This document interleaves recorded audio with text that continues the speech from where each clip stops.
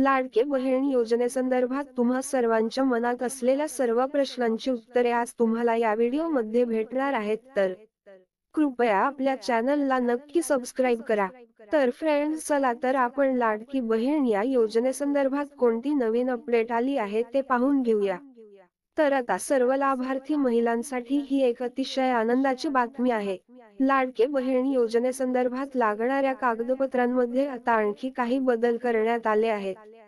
आता लाभार्थी महिलांना लागणारे कागदपत्रे, त्यामध्ये 15 वर्षापूर्वीचे त्या महिलेचे रहिवासी दाखला नसेल, म्हणजे समजा ज्या महिला बाहेरील राज्यातील असतील आणि विवाह करून त्या महाराष्ट्रात स्थायिक असतील, तरी सुद्धा ह्या महिला माझी लाडकी बहीण या योजनेचा लाभ घेऊ शकतात।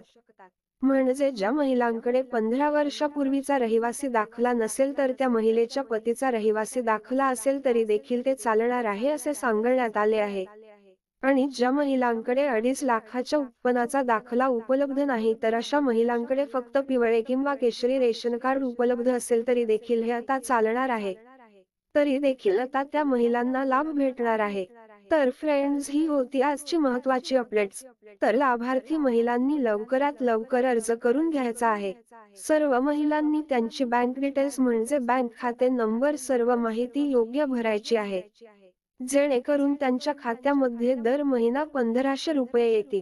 ही माहिती तुम्हाला कशी वाटली आम्हाला कमेंट करून नक्की सांगा। आणि आपल्या ह्या ॲवनी मराठी टेक या चॅनलला नक्की सबस्क्राईब करा।